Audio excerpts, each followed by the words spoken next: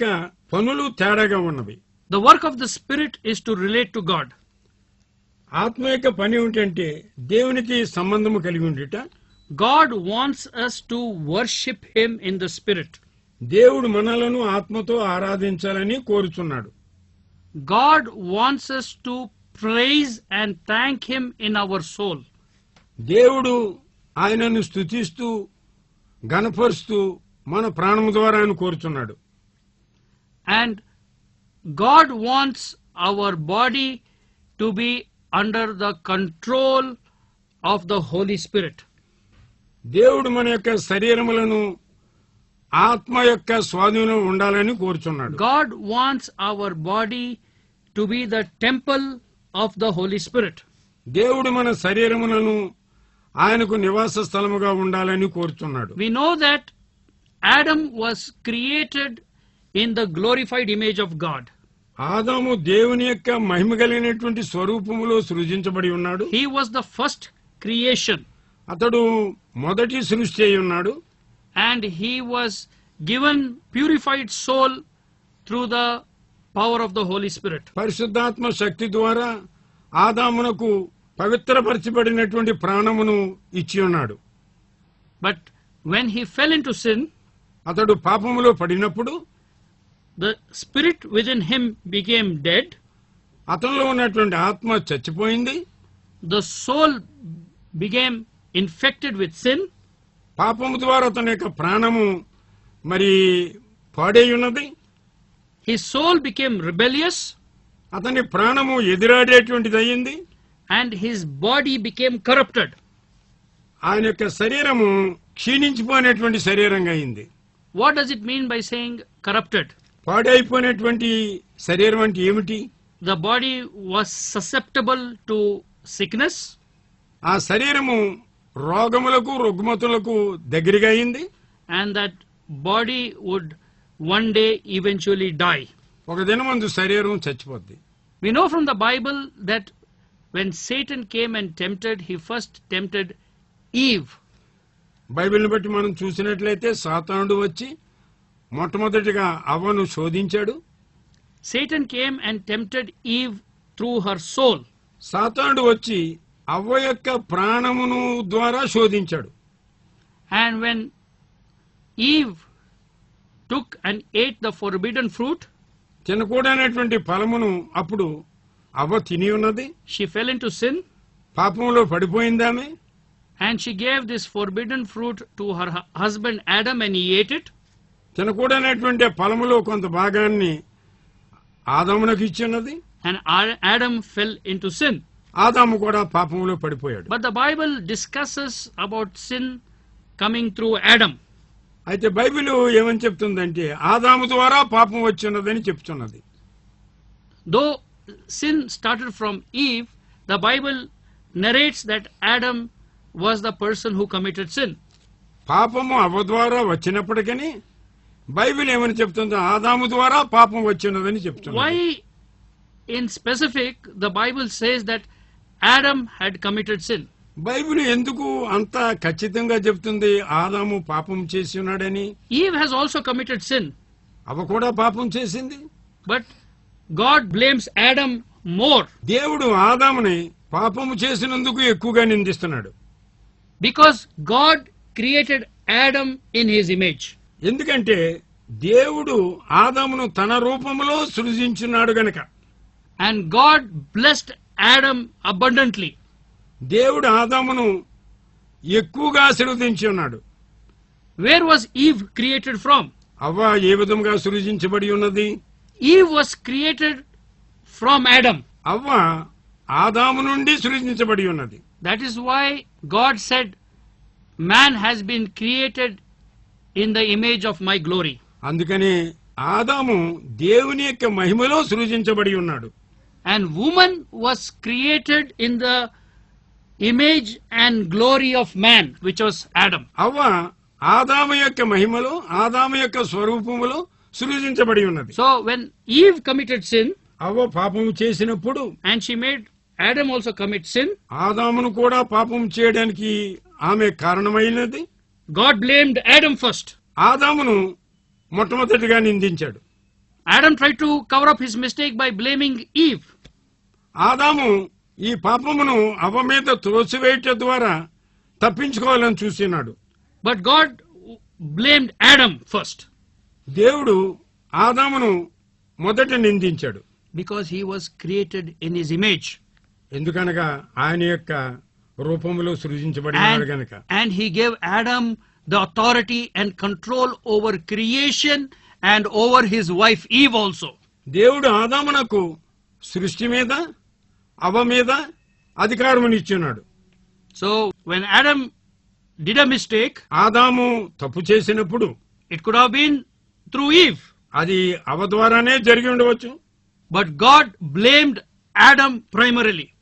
కానీ దేవుడు ఆదామును మొదటిగా అతన్ని తప్పుపట్టి ఉన్నాడు. What happened to the soul, spirit and body of Adam and Eve? ఆదాము అవ్వల యొక్క ప్రాణము శరీరము ఆత్మ ఏమి అయి ఉన్నది? The soul became rebellious. ప్రాణము ఎదురాడేటువంటి ఇదిగా అయ్యింది. The spirit became dead. ఆత్మ చచ్చిపోయింది. And the body became corruptible. శరీరము క్షీణించేటువంటిదిగా అయిపోయింది. God told Adam, if you eat this forbidden fruit, you will die. దేవుడు ఆదాముతో చెప్పాడు, తినకూడనటువంటి ఫలమును నువ్వు తిన్నట్లయితే చచ్చెదవని. What did he mean by die?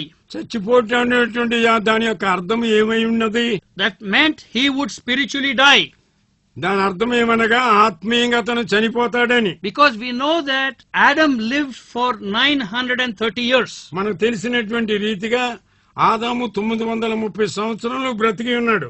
After he committed this sin, he lived for a lifespan of 930 years. ఈ పాపము చేసిన తరువాత అతని జీవితము 930 సంవత్సరములైంది. So God was not talking about physical death at that moment, but he was talking about spiritual death, that if he disobeyed God and ate the forbidden fruit, he would die spiritually. దీని యొక్క అర్థము ఏమిటంటే అతడు శరీర సంబంధమైనటువంటి మరణము కాదు గాని ఆత్మ సంబంధమైనటువంటి మరణం పొందుతాడని దేవుడు ఆదాముతో చెప్పాడు. God gave man the spirit so that he would relate to God through the Holy Spirit. దేవుడు మానవునికి ఆత్మ ఇచ్చినాడు. ఆ ఆత్మ ద్వారా అతనితో సంబంధము కలిగి ఉండాలని. And man can connect himself to God only through the Holy Spirit and by his spirit. మానవుడు దేవునితో ఈ ఆత్మ ద్వారానే సంబంధము కలిగి ఉంటాడు. Let us see from the book of 1 Corinthians chapter 6 from verses 15 to 17. మొదటి కొరింథీ పత్రిక 6వ అధ్యాయము 15వ వచనము నుంచి, మీ దేహములు క్రీస్తునకు అవయవములు ఉన్నవని మీరు ఎరుగరా? నేను క్రీస్తు యొక్క అవయవములను తీసుకొని వేసే యొక్క అవయవములుగా చేయుదునా? అది ఎంత మాత్రమును తగదు. వేసేతో కలుసుకునేవాడు దానితో ఏకదేహమై ఉన్నాడు కానీ మీరు ఎరుగరా? వారిద్దరూ ఏక శరీరమై ఉందురు అని మోషే చెప్పుచున్నాడు కదా. అటువలే ప్రభువుతో కలుసుకునేవాడు ఆయనతో ఏకాత్మయ్య ఉన్నాడు. Here we see that Paul is bringing a comparative study. ఇక్కడ మనము పరిచినటువంటి పౌలు ఒక పోలిక తీసుకొచ్చి మనకి యొక్క అంశమును విశదపరుస్తున్నాడు. He says that a harlot and man become one body when they unite together. మానవుడు వేశ్య కలుసుకున్నటి ద్వారా ఒక శరీరం అవుతున్నారని చెప్తున్నాడు. The same way, అదే రీతిగా if man and God has to become one, దేవుడు మానవుడు ఒకటి అవ్వాలంటే that is only through the Spirit. అది ఆత్మ ద్వారానే జరగాలి. So God has given you a spirit దేవుడు నీకు ఆత్మని ఇచ్చున్నాడు. so that you relate with him in the spirit. నీవు దేవునితో ఆత్మ ద్వారా సంబంధం కలిగి ఉండాలి. Because God himself is a spirit. దేవుడు ఆత్మయ్య ఉన్నాడు గనుక. And they that worship him must worship him in truth and in spirit. ఆయనను ఆరాధించువారు ఆత్మతోనూ సత్యముతోనూ ఆరాధింపవలెను.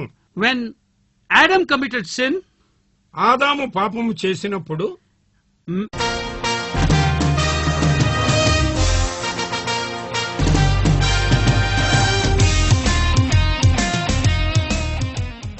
greetings to you in the name of our Lord and Savior Jesus Christ. మన ప్రభువును రక్షకుడైన యేసుక్రీస్తు నామములో మీ అందరికీ నా శుభములు. Today I would like to continue to teach you about the Holy Spirit God.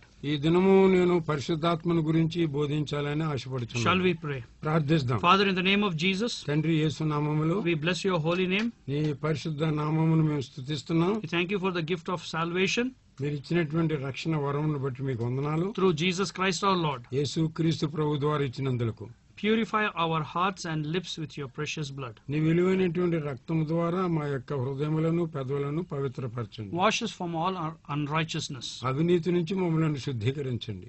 Fill us with the power of your Holy Spirit. పరిశుద్ధాత్మతో మమ్మల్ని నింపండి. We bind the powers of darkness in Jesus' name. యేసునామమున అంధకార శక్తులను బంధిస్తున్నాం. Open the hearts of the TV viewers to understand the word of God. TV ప్రేక్షకులను దేవుని యొక్క వాక్యమును అర్థం చేసుకోవడానికి వారి హృదయములు తెరవండి. Thank you, Lord, that you answered our prayers. తండ్రి మా యొక్క ప్రార్థనలో సమాధానం ఇచ్చినారని నీకు వందనాలు In చెల్లిస్తున్నాను. Jesus' name we pray. యేసునామములో ప్రార్థిస్తున్నాం తండ్రి. Amen. Amen.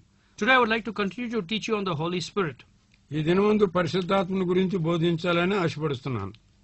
And also I would like to discuss about the body, soul and spirit of man. అంతమాత్రమే కాకుండా ఆత్మ, ప్రాణము, శరీరమును గురించి బోధించాలని తలస్తున్నాను. Man consists of the body, soul and spirit. మానవుడు ప్రాణము, ఆత్మ, శరీరముతో నింపబడి ఉన్నాడు. We know the Bible says that man was created in the image of God. బైబిల్ని బట్టి చూస్తే మానవుడు దేవుని యొక్క స్వరూపములో నిర్మించబడి ఉన్నాడు. And he was created in the likeness of God. దేవుని యొక్క పోలికలను సృజించబడి ఉన్నాడు. What does it mean by saying man has been created in the image of God? దేవుని యొక్క రూపంలో మానవుడు సృజించబడి ఉన్నాడని దానికి అర్థం ఏమై ఉన్నది? That we have been created in the glory of God. అనగా దేవుని యొక్క మహిమలో మానవుడు సృజించబడి ఉన్నాడు. And we have the same features like him. దేవునికి కలిగినటువంటి గుణములు, గణములు కలిగినటువంటి వారమై ఉన్నాం. We look like him. ఆయన వలె మనము స్వరూపము కలిగి ఉన్నాం. And we are created in his likeness. ఆయన యొక్క పోలికలో మనం సృజించబడి ఉన్నాం. Which means దాని యొక్క అర్థం ఏమిటంటే that we have the likeness of God. దేవుని యొక్క పోలికలో మనం ఉన్నామని అర్థం. We have the soul, spirit and body like God. దేవుని కలిగినటువంటి ప్రాణము, ఆత్మ, శరీరము కలిగినటువంటి వారంగా మనం ఉన్నాం. Which means that we have a body, soul and spirit like God. దాని అర్థం ఏమిటంటే దేవుని వలె ప్రాణము, ఆత్మ, శరీరము మనం కలిగి ఉన్నాం. But the